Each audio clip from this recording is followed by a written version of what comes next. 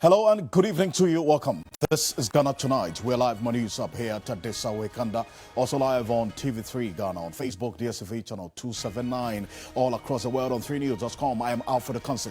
Tonight, Alan Chamantin justifies his resignation from the New Patriotic Party, slamming critics who have written him off as a third force in Ghana politics. We have highlights of that exclusive interview with Bella Mundi earlier today, including a swipe he took at the NDC. The NDC has a response for him. Stay with me on Ghana Tonight. Health workers in the Gonja North District Health Center in the Savannah region are forced to treat patients under trees. That's what's happening because the facility lacks basic equipment, a situation that derails healthcare delivery in the area. We are in that region tonight. That's what's happening, as you see right there on your screen. Stay with us. We have a very crucial conversation on this issue. Also, the Inspector General of Police, George Akuffo-Dampare, has been meeting with the leadership of the Trade Union Congress. We'll tell you why. Has it got anything to do with a looming labor agitation over the cost of living as is currently happening in Nigeria? We'll tell you tonight. Stay with us. As always, we are very, very interactive here on Ghana Tonight. You have a voice in what we say here tonight. Let's hear from you. The hashtag is Ghana Tonight on Facebook and Twitter. Let's get talking. Let's settle for Ghana Briefs.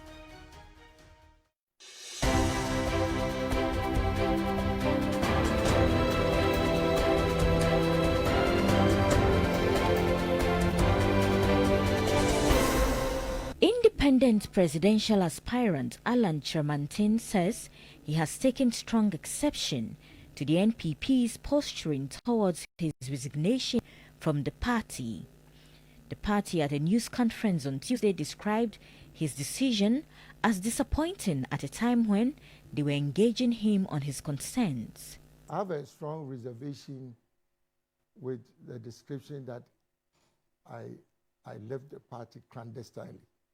To put a negative slur on the fact that I did not inform the party, it's a bit strange for me. Why do we have to have a public discussion on who I talked to about exiting from the party? Okay. Is that a subject matter that we should have a discussion on? A former presidential aspirant of the New Patriotic Party, Boachi Ejaku, has emphasized that Alan Chamantin's resignation from the party should prompt a period of reflection rather than exuding overconfidence. In a statement, the former energy minister urged fellow party members to take Alan Chamantin's departure as a crucial signal for introspection, recognizing that similar events in the party's history have typically resulted in negative consequences affecting its electoral fortunes. The candidate who withdrew from the party's flag-bearer race runoff highlighted the importance of acknowledging individuals with similar sentiments who might not express them openly. He stressed that many within the party may harbor discontent but have yet to voice it, and it's essential to address their concerns. The Trades Union Congress (TUC) says the Ghana Police Service cannot prevent organized labor from embarking on strikes or demonstrations. This was after the police management had called on the TUC. We are a law-abiding organization. We normally write to the police the number of days that is required. That's 5 days to the police. And the police also has the duty to also respond. If they are satisfied with all the arrangement, the route, the destination, the starting point and time and closing, I think they give us the go-ahead to do that. I don't think the police will dream of stopping us from having our demonstration or having our strike after you have informed them in accordance with the law. The National Association of Graduate Teachers, NAGRAT, is urging government to end the double-track system and revert to the original trimester system for senior high schools. The association, at a media briefing in Accra, warned that members would advise themselves if the system is not reset. This trimester timetable is wrongly and unfortunately been distorted.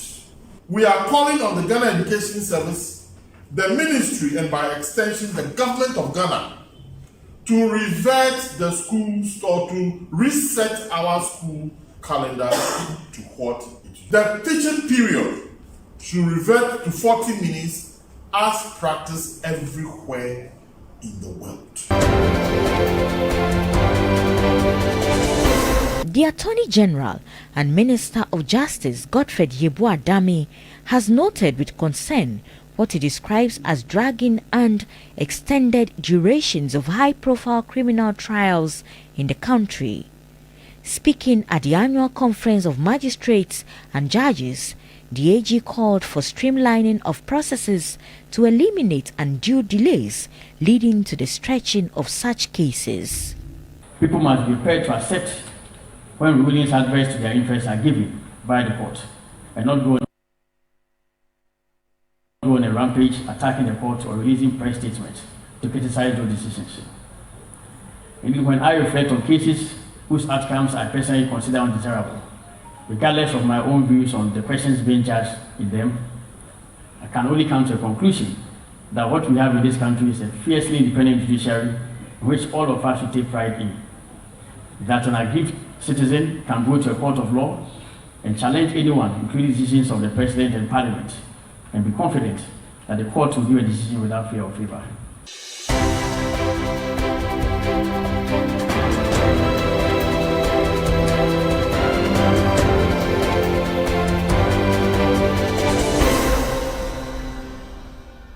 Well, there's more news on 3news.com. Make some time and visit 3news.com. Coming up next on Ghana Tonight, Alan Chamantin justifies his resignation from the New Patriotic Party, slamming critics who have written him off as a third force in Ghana politics. We have highlights of that exclusive interview with my colleague Bella Mondi earlier today.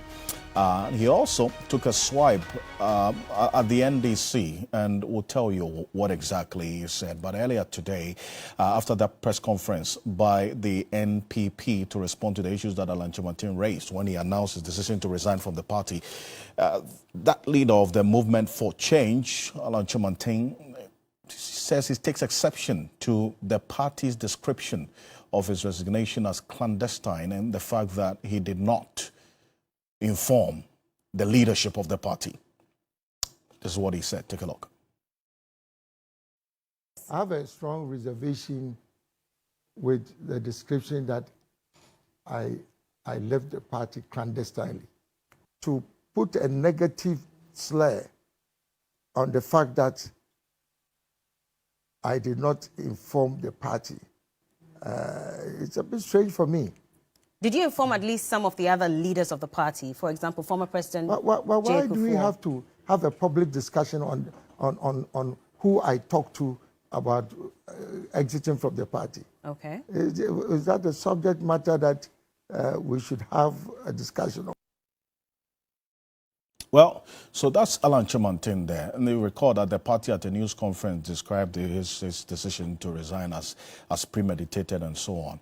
Apart from that, Alan Chamantin also took exception to the posture of the party and also the point that he raised about the response that they gave. Well, there have been questions about whether Alan Chamantin is going to make any significant impact with this decision that he's taking. Now, let's do a quick recall of some persons who have broken away or politically divorced their mother parties and gone to form either a political party or a movement, at least in the past. A few persons. Take a look. Charles Rekobrobe was a founding member of he is a founding member of the MPP, broke away from the party to form the United Ghana Movement in 1996. The impact of that particular decision we all do know. And Gositano, also a founding member of the NDC, if you recall, in 1999, parted ways with the NDC to form the National Reform Party, citing issues of corruption. And they did not make any significant impact in an election that they took part in. Obeda Samoa, if you recall, also a former chair of the NDC, broke away from the NDC to form the Democratic Freedom Party. That party got 0.3% in the 2008 presidential election. He, as we do know, later rejoined the NDC in 2011. Obedasoma came back and said the NDC is maturing politically, so he came back. Now, the Nana Kudedu Ajiman Rawlings, first lady between 1992 and 2000, broke away from the NDC in 2012 to form the National Democratic Party. We all do know the poor showing in the election that took part in. But Alan Kojo Chamanting is the latest to fall within this category of persons who broke away from their political parties to form either a movement, as we've seen in the case of Alan Chamanting, or a political party. It's not a very good record, at least when it comes to the impact analysis and the number of votes that they get when they take part in elections. So let's subject it to some conversation. We'll come to what he said about the NDC, but Dr. Jonathan Asantiochiri is a senior political analyst and also a lecturer at the University of Cape Coast. I thank you so much for joining us here on Ghana Tonight, Dr. Asantiochiri. First of all, I see that what difference really does Alan Chamanting bring to this impact analysis of persons who have either broken away from their party to form a movement or a political party in the past, as we have just shown? Does he have that charisma, the persona, the verb, and we're talking about that he can really make any impact in the politics that we're practicing in the country? Well, let me say good evening to our viewers. It is not that simple and easy to break away, become an independent candidate, so to speak, and think that you can make the needed impact. I think that Alan resonates well with the youth, resonates well with the aspirations of many support base of, for example, the MPP that are disgruntled. And I think that most often than not, we haven't come across an independent candidate of the caliber of Alan. If you ask me, we haven't come across such a personality. And the point too is that I think he come across as someone who is quite attractive. And the fact is that the leadership, the current leadership, you need to also appreciate different dynamics of the period. The current leadership, the current crop of the NPP leadership, as far as government is concerned, not necessarily the party, the government is concerned, I think that there are many people who are really, really disappointed with the kind of leadership that has been provided. So when you have quite a sizable number of disgruntled who are quite apathetic and they wouldn't want to vote for the opposing party, then they would just be looking for another means of venting their spleen on the leadership of the party they belong to. And I think that Alan appears to be one who is very available. So you see that, unlike in the past, you wouldn't have had an independent candidate, so to speak. So what the voter apathy will happen is that they are not going to vote because they wouldn't want to go and vote for the opposing party. But they won't give you their vote. So you are not going to get a necessary percentage. I am of the view that the dynamics are quite different today. And I think that the apathetic voters will rather want to vent their spleen on the current leadership, whoever emerges as the leader of the NPP, by voting for Alan as a way of identifying themselves with Alan. And I think that much as the NPP presser, for example, as was done yesterday, sought not to create an antagonism, but of course it also sought to poo-poo everything that Alan had said. And it's as if they had every answer to Alan's problem. And it meant that Alan did not really have a problem, and that it may have been other motivations that might have kicked him out.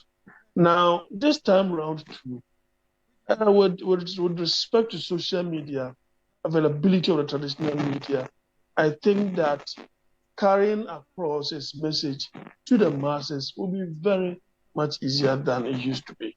So the time, the space, the contribution, the factors are quite different. And Alan also comes out as someone who is quite serious and will want to prosecute a certain agenda. While you may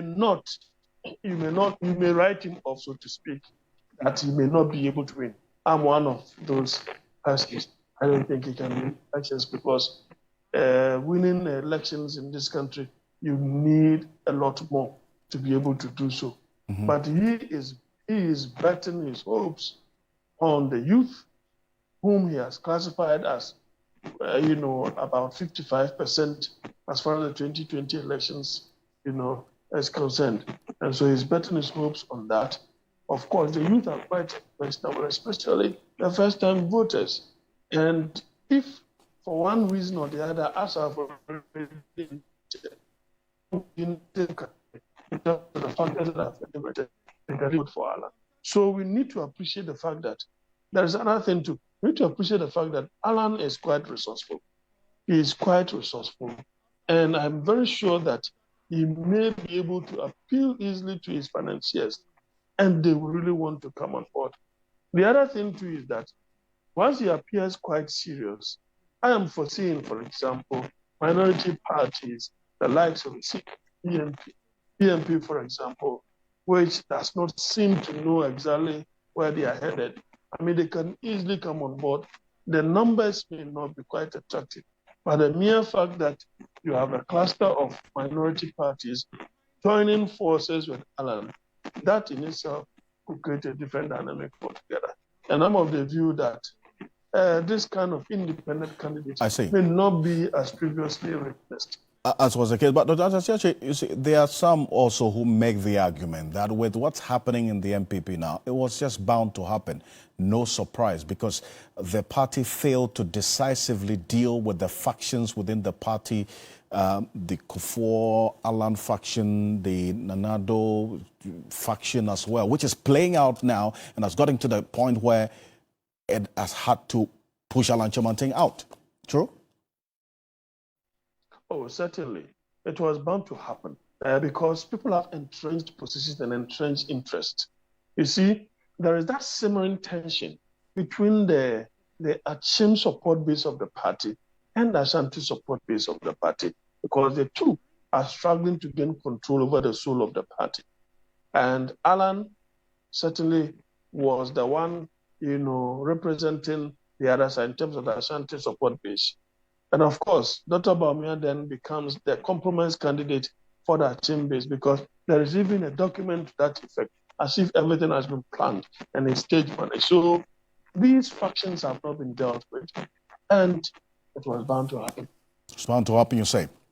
Dr. Jonathan Asantewotwe, thank you. Thank you so much for joining us and with your quick inputs on this matter. Dr. Jonathan Asantewotwe is a senior political analyst, also a lecturer at the University of Cape Coast, joining us with his thoughts on this. But on that bit about the disgruntled members or persons who were not too happy about the happenings in the party, you recall Boakye Jarko, he was one of 10 persons who sought to lead the party as his flag bearer.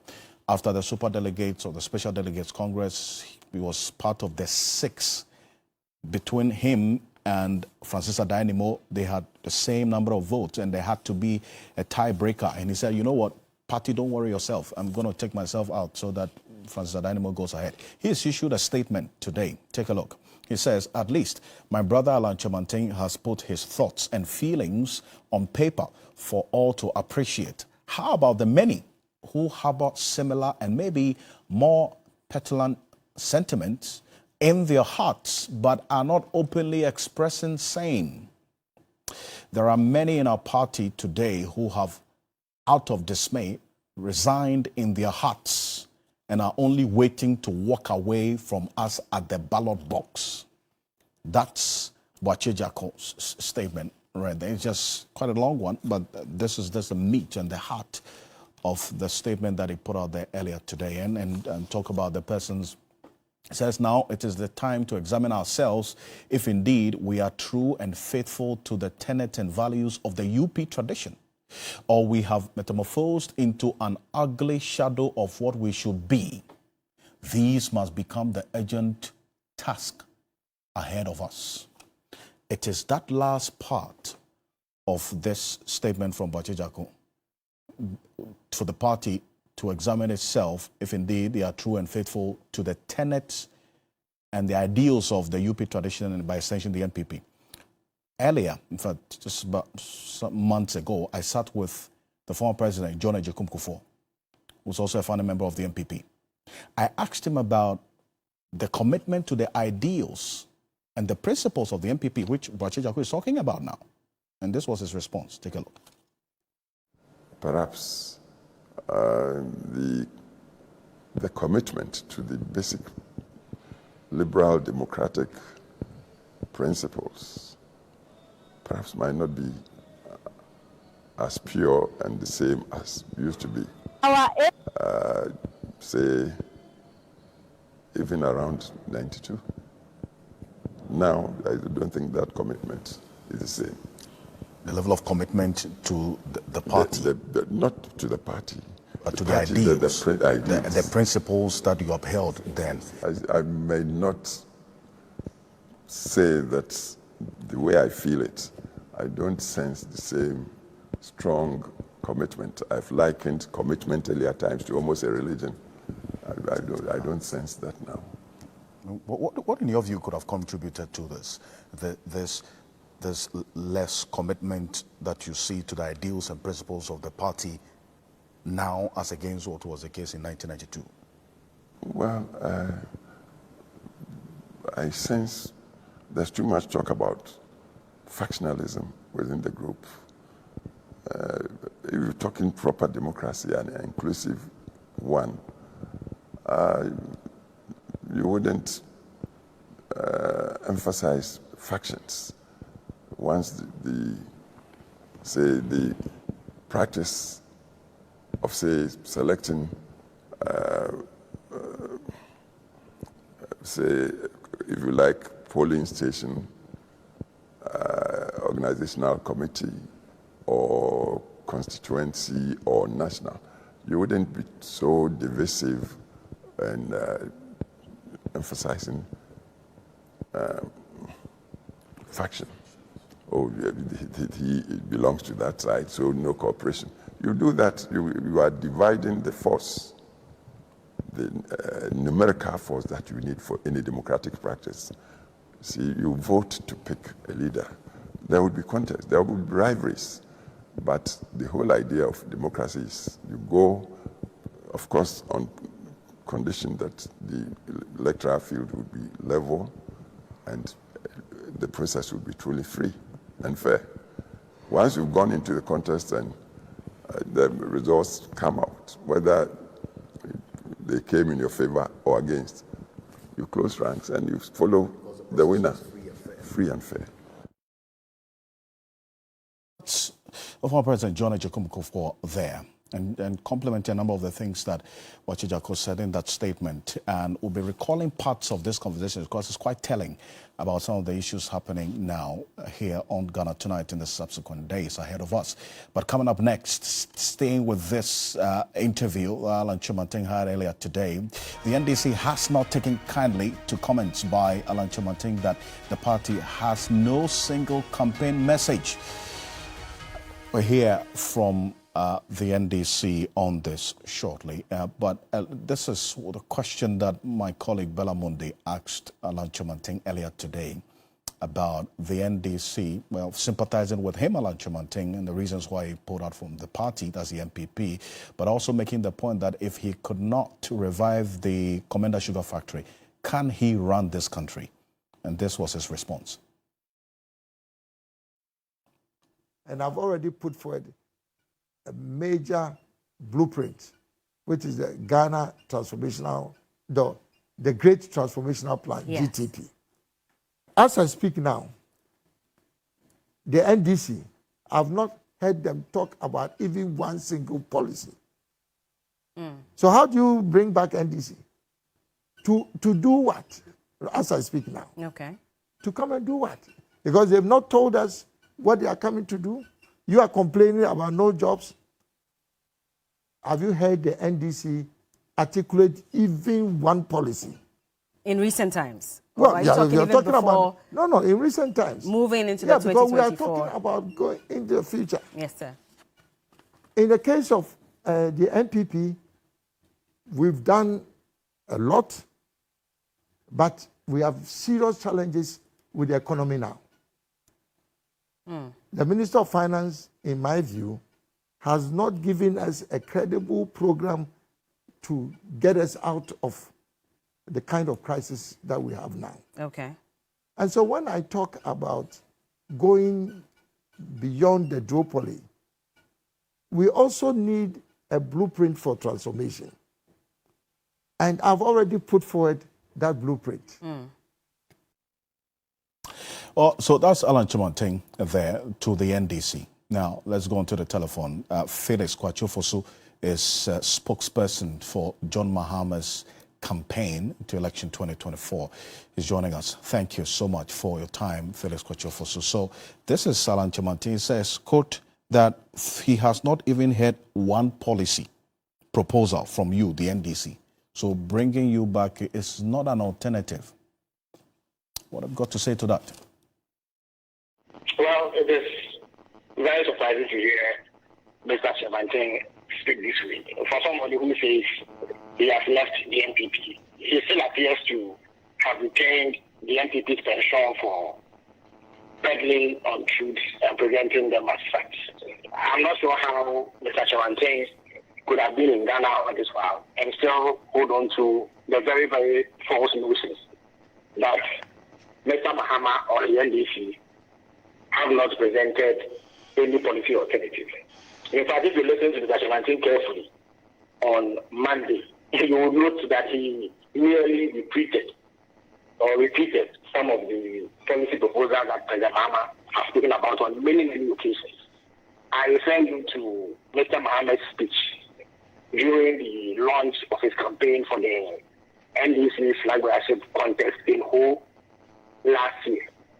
And it was quite clear that, among other things, he will reduce the size of government from the current bloated figures to under 70 ministers, or if you like, something in the region of 60 ministers. He also said that he will scrap ex-gratia payments.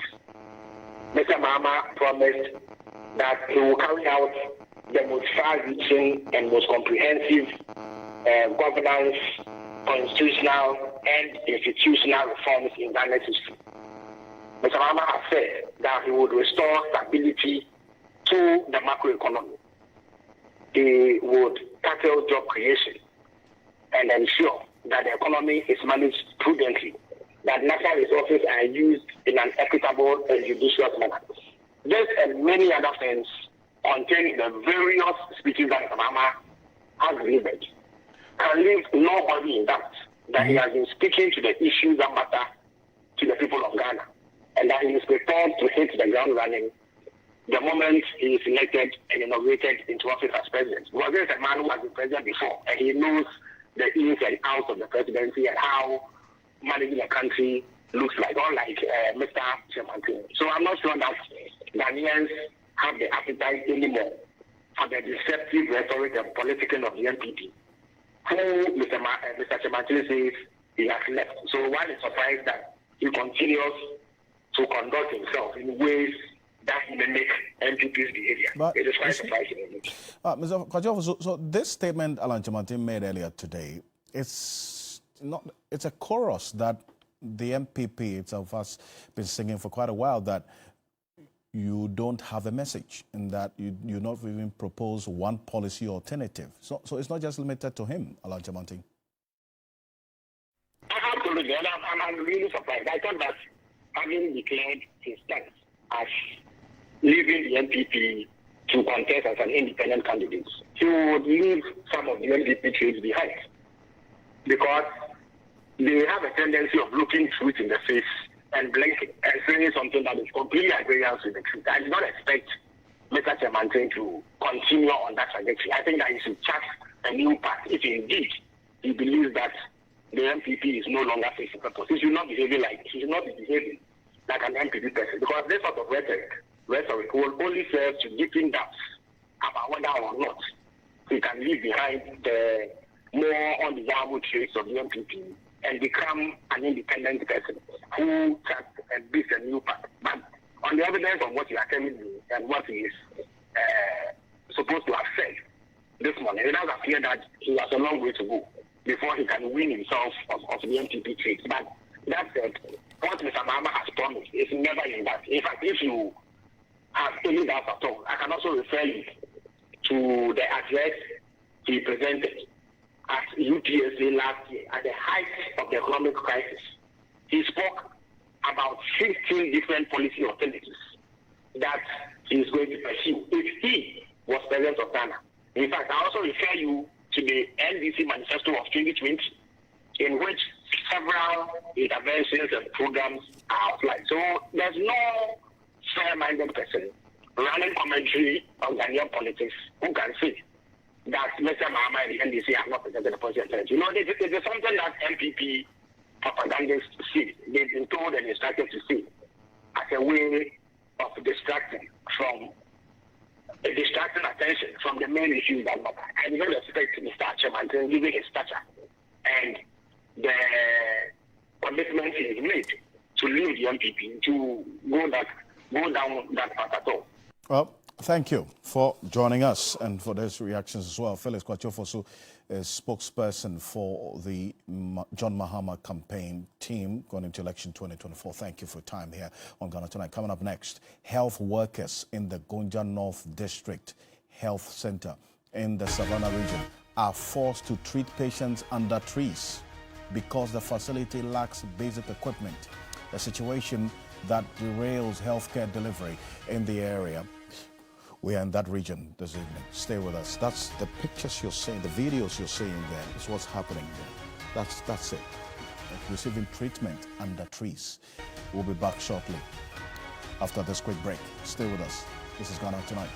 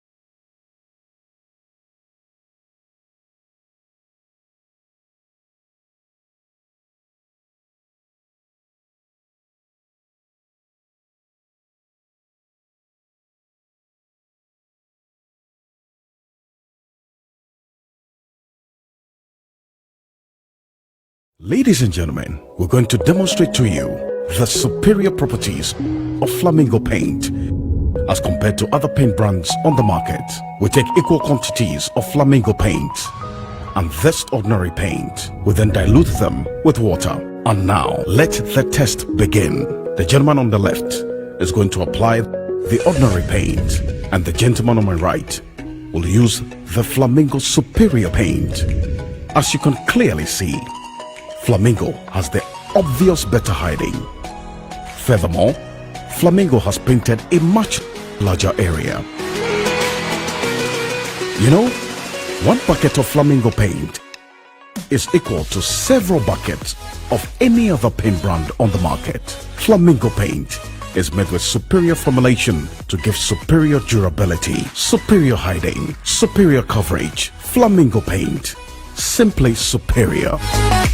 The 2023 district level elections will be held on the 19th of December 2023 from 7 a.m. to 5 p.m. When you vote assembly and unit committee members into office, you give them the authority to plan, budget and implement decisions on your behalf, because district assemblies and unit committees are responsible for the development of the areas within their jurisdiction. The assembly determines how much to spend on essential services and infrastructure, for example, healthcare facilities, schools, sanitation services, public transportation, the supply of clean water, local economic development and security measures within the locality. There is no discrimination against eligible candidates and voters. We must endeavor to vote for the right candidate irrespective of gender, ethnicity or disability. A vote for the right candidate is a vote for development. All Ghanaian citizens of 18 years and above with valid voter ID cards should turn out in their numbers to vote for their preferred candidate. Political parties are not allowed in district level elections. Do not sell your vote to any political party undercover. Remember, district level elections happens once every 4 years. The time is now. Your vote is your power. Get involved. This message is brought to you by the Ministry of Information with support from the Governance for Inclusive Development Program implemented by GIZ and commissioned by the German Ministry of Economic Cooperation and Development. Everybody knows Acrobato. And if you know Acrobato, it means you know Endpoint Homeopathic Clinic. Endpoint Homeopathic Clinic is my pillar. Let's hear what others are saying about Endpoint Homeopathic Clinic. Who will be careful Endpoint one? Chesena mi ankasa me period na se problems wom ntina ma wo ho idea ma me papa chesena nya asem ketewa na me coin point no mo hwe me mogam no mo hwe bibia na so mo meduro me fire no ene ma won kra mienu hofro kwa na me coin mu a eba and everything yourself me ma me no adwodwo eda ho a wontumi nante ene ne ko endpoint o mama nuru a ene ne ho idea watimi asori anante. That's Endpoint for you of Acrobato. Hello hey ohwehwe what che okay a free bra wo di Endpoint wa dance am me call you no me Jones sema na enkoyie and person na my mre nyina na magina sebema na me be fie for there e ho na nyina jaresa. You heard everything. I have secret. Endpoint is my secret. Endpoint Homeopathic Clinic. I'm free. You free me dede so mu se me gina ha na e Franco Trading Enterprise omo television papa no and me go so a me di one dance e chiro so we see hotels, hospitals, schools, offices, apartments. Sorry, now we pet TV papa e di abomu. Franco Television. Papa wani abrantia wesiso. U pet TV di abo de ma. Hwe bia se Franco Trading Enterprise. Ya what 24 inches wo ho, 32 inches wo ho, 43 inches wo ho, 55 inches. And I can see 65 inches. It's a when you Bra Franco Trading Enterprise. Franco Trading Enterprise. Television papa. Nobody ever thought their way to success. Nobody ever hoped their way to success. Nobody ever wrote goals on a planner to success. They acted. Action is what attracts. It's the action. It's the movement. Every person has a change the world speech inside of them. It's inside of you. Every one of you have a message. Every one of you have a dream. And my hope is that today you'll begin to express that dream better than you ever have, because people need to hear your story. People need to see your vision. And when you learn to communicate, you pass it on to others and you help so many people make a difference in the world. So let your dream come out and learn how to communicate it with excellence. Thank you very much. My name is John. Always the ultimate energy personality of the year at the 7th edition of your prestigious Ghana Energy Awards. Under the theme, Ghana's Energy Transition Framework, sector institutions as building block for the 2030 to 2040 target. You can nominate yourself or an institution for categories such as CEO of the Year, Energy Investment Impact Award, Energy Signature Award, Endorsement, Validation, Industry partners, media partners, TV3, Ghana Energy Awards, 7 years of redefining excellence.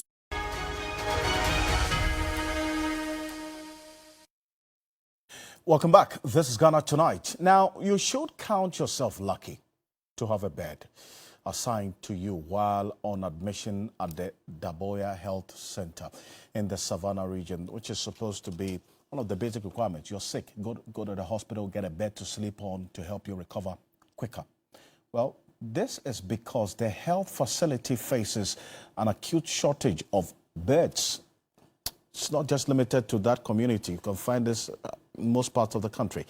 Healthcare givers have been compelled by the situation to resort to early discharge of inpatients due to inadequate beds, where as some of the admitted patients wait for their turn on benches, others have no option but to receive treatment in plastic chairs.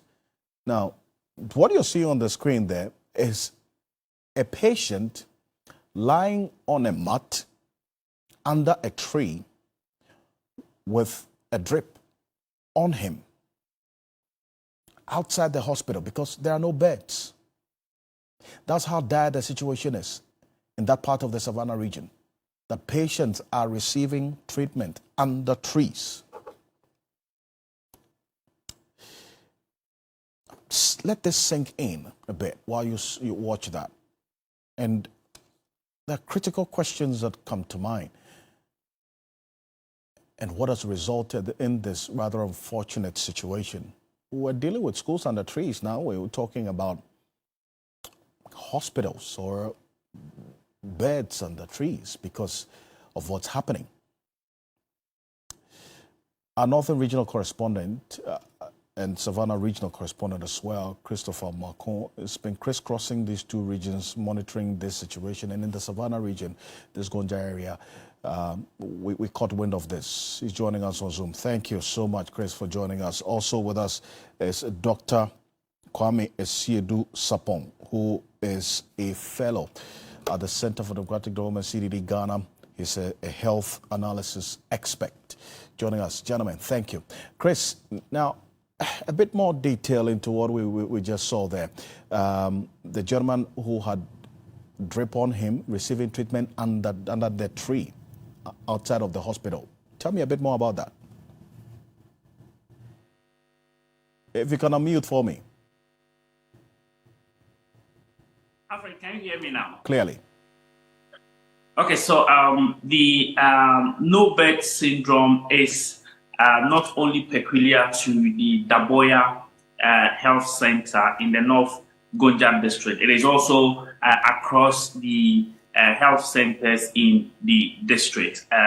The video there, which has the gentleman taking treatment or receiving infusion under the tree, is actually from Mankarigu in the same district. Now, the woman who is also receiving treatment in a plastic chair, that is a video from the Daboya Health Center. So it cuts across the entire district. So, Alfred, the real situation is that you get to the health facility, Daboya, for instance, the nurses there showed me folders of inpatients who have been admitted and were waiting for them to discharge some of the patients who are already on admission so that there will be space for the others to come and also receive their treatment. Now, there are some videos also where some of the patients were waiting on benches. So you see them lying on benches waiting for their turn. They are on admission. They cannot go home, but they have to hang around, lie wherever they feel comfortable.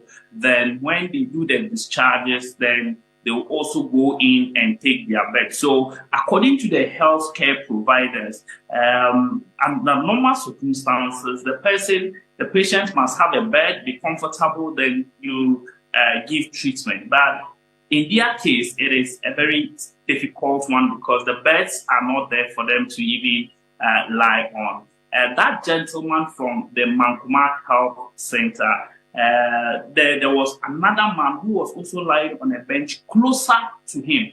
He was also waiting for them to come and administer the infusions on him outside there.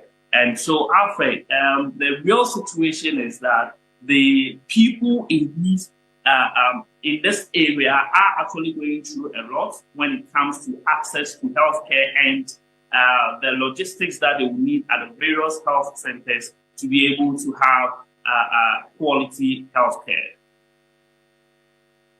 There and let's begin, Dr. Sedu Sapong. So, I mean, in this country, we've been very used to schools under trees, and now we're talking about hospitals not having beds, and so patients will have to receive treatment under trees with some drips on them. I mean, that's quite telling, is it not?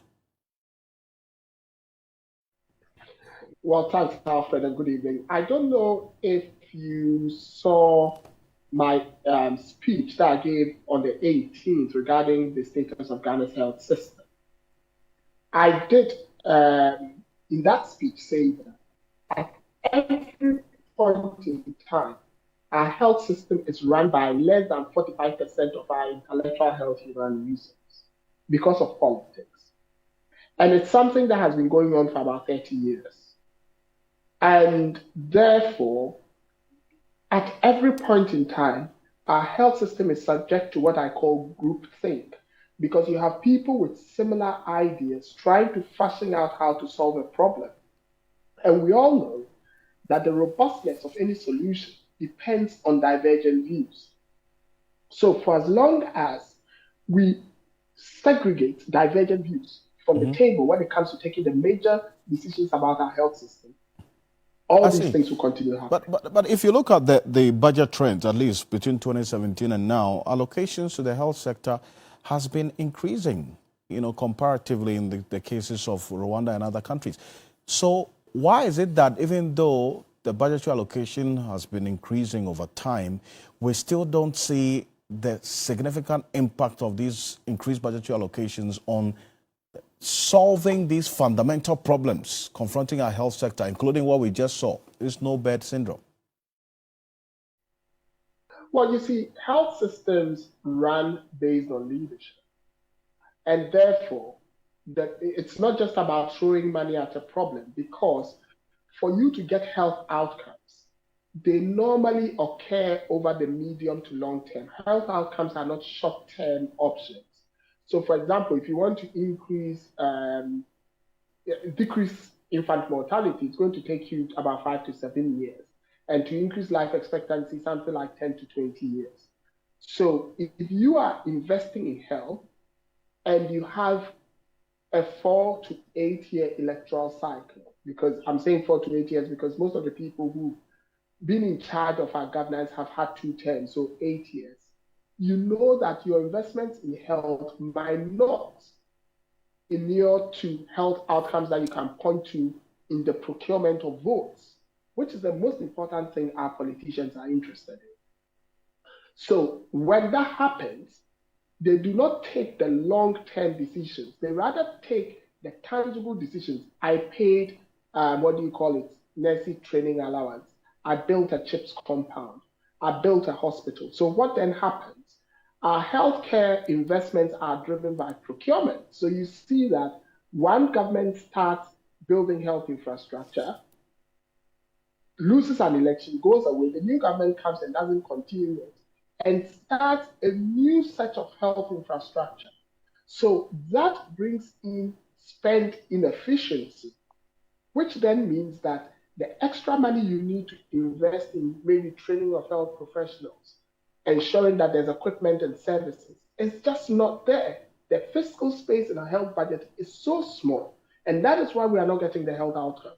But you see, you talk about CHIPS compounds. The actual administration built a number of CHIPS compounds.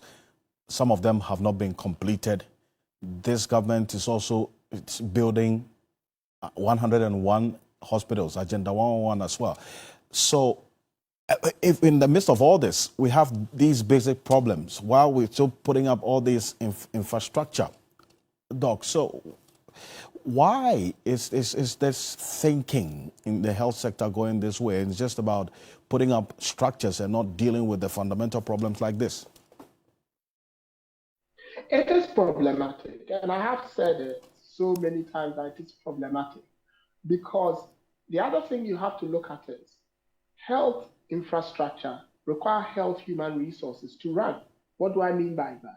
If you build a hospital, you need doctors, you need nurses, you need pharmacists, you need biomedical scientists, you need technicians, you need orderlies. All these you have to train. If you are building 110 or 111 hospitals, do you have the health human resource to go around these 111 hospitals? So it's always like putting the cart before the horse. We need to train the health human resource. We need to make them available in numbers that, more importantly, we can employ. Because you also realize that we are training nurses, we've paid them trainee allowances, but when they get out, we cannot get them clearance to be employed. And yet we do not have the clearance and space to employ these nurses, but we are building new hospitals. Meanwhile, the existing hospitals still have shortages of health human resource. So when you look at all these things, I am not surprised that things are coming around about people being treated under trees and all that. Because the other thing is, are these health infrastructure being put in the right places, or they are being positioned for the procurement of votes? And therefore, there might be a place who are in dire need of health infrastructure and health human resource, but they are not getting it because they do not come in to the bigger picture of voter procurement. And that is something that we need to look at and we need to address seriously.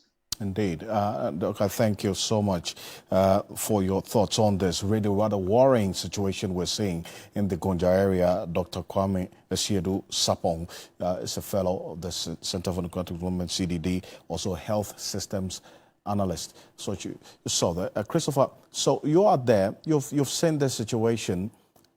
Did the authorities give you any indication as to what is being done to address this Nobel syndrome, which has led to people receiving treatment under trees?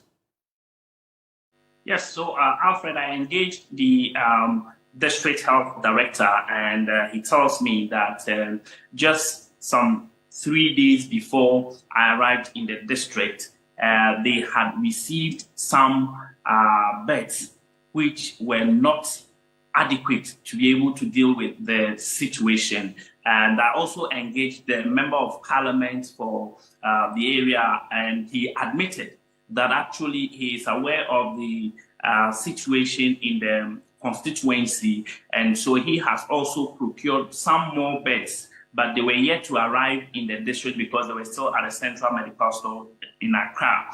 And so he assured that within a week, the beds will be brought into the constituency for them to distribute to the other health centers. For him, the completion of the Agenda 111 hospitals will solve the problems, but he was unable to tell what measures in the interim that he is putting in place to aggressively deal with this particular issue, because the project definitely will not be completed within 6 months. And for that matter, the residents must also access healthcare and be given quality healthcare services. So indeed, that's where the problem really is, and that the challenge is there. And I thank you. I know that this is something that you're keeping an eye on, Chris. Thank you. Christopher Marco is our North and Savannah regional correspondent.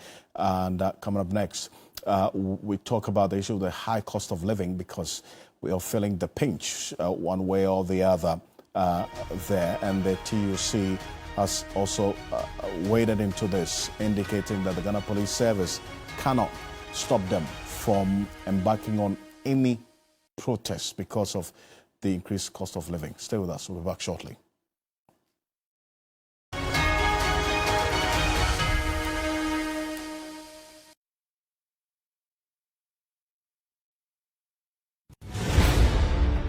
Nobody ever thought their way to success. Nobody ever hoped their way to success. Nobody ever wrote goals on a planner to success. They acted. Action is what attracts. It's the action. It's the movement. Every person has a change the world speech inside of them. It's inside of you. Every one of you have a message. Every one of you have a dream. And my hope is that today you'll begin to express that dream better than you ever have, because people need to hear your story. People need to see your vision. And when you learn to communicate, you pass it on to others, and you help so many people make a difference in the world. So let your dream come out and learn how to communicate it with excellence. Thank you very much. My name is John.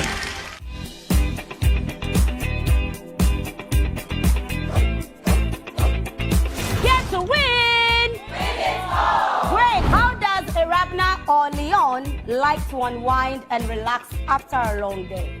One says sleep, one says watch movies and sleep. Person where they watch film, they sleep. Yes. No, do you watch with your soul? Which African river runs through Ghana and is known for its importance to trade and transportation? Should I ask you, how many rivers are you mentioning from?